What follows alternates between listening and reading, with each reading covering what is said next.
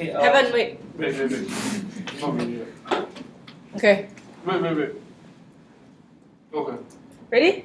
1, 2, go! Okay, firstly, to begin my critique for the speech, why everybody should sign up for a dance class by Heng, I would like to first touch on the 2 good points present in the speech, followed by the 2 not so good points that I feel could potentially enhance his persuasiveness to a greater extent. Now, overall, your speech was very concise and humorous, and the introduction was not too lengthy in engaging the audience to know what was your central idea and your specific aims were. So your introduction was also very dynamic and attention-grabbing, and that actually transits a little better to your body of speech.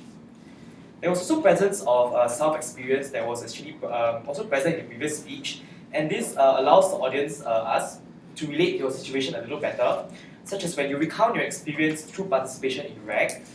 But even though not all of us present here today have participated in REC before, but at least we are aware of the efforts and training that you have mentioned in your speech, and that could allow us to visualize your argument in a clearer light.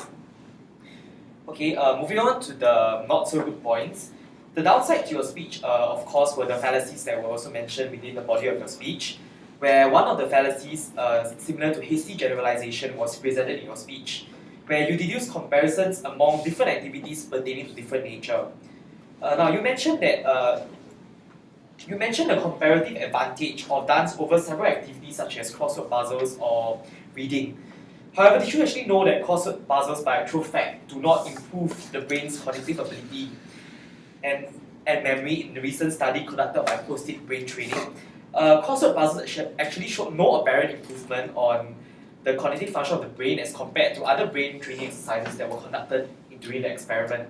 And thus, by comparing different activities serving to operate to the benefit to the different aspects of the brain, it actually allows your stand to be discredited quite easily, and where it can be seen that your statement lacks proper understanding of the basis within your argument. And in the final paragraphs of your speech, you also mentioned that you encourage dancing on a non-competitive level for people who are actually looking at the use dance as a medium to improve their self-esteem and social skills. But however, you actually moved on to contradict yourself through promoting the audience to join REC instead of other recreational dance organizations outside of school.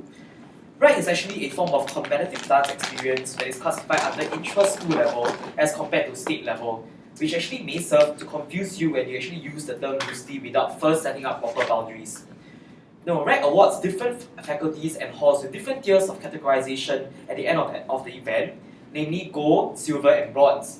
And with the presence of such award standards similar to other cultural competitions that were present in the past, such as the Singapore Youth Festival, it really demonstrates a certain platform of competitiveness present, and is thus another form of hasty generalization that you might have overlooked while you were giving your speech. So my question to Heng would be, okay, in terms of having the ability to memorize dance steps in strengthening memory, can also be easily compared to a simple game of pairs or Persuasive. So would it be possible for you to actually further elaborate on why dance is actually more effective over these activities in constructive brain training on the aspect of increasing and improving memory capacity? 3, 2, 8. Okay. Thank you, Jeremy, for the points that you brought up. To answer your question, first of all, I would like to say that all of you might have known that an important element of brain training is actually physical movement, and dance fulfill that aspect. I'm not saying that games like pairs or Persuasive it's not useful. They are, but by doing physical exercise, you can do so much more. When you exercise, you increase the level of oxygen flow to your brain, which enhances the ability to process and recall information. Furthermore, dance enables you to use your brain for a prolonged period of time. Card games like pairs might take up to 20 minutes, while dance requires hours of training, like amounting up to 20 to 30 hours easily. In that sense, it's able to facilitate brain training to a larger extent.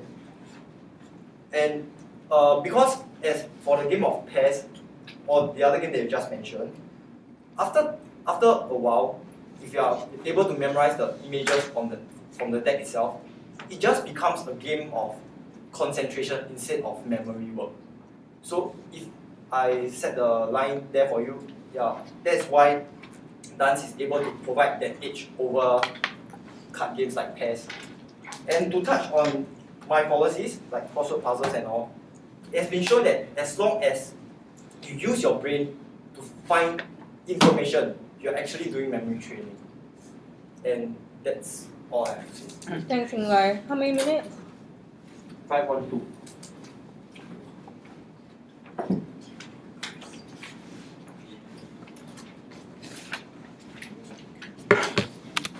Okay, we are going to have a toilet break.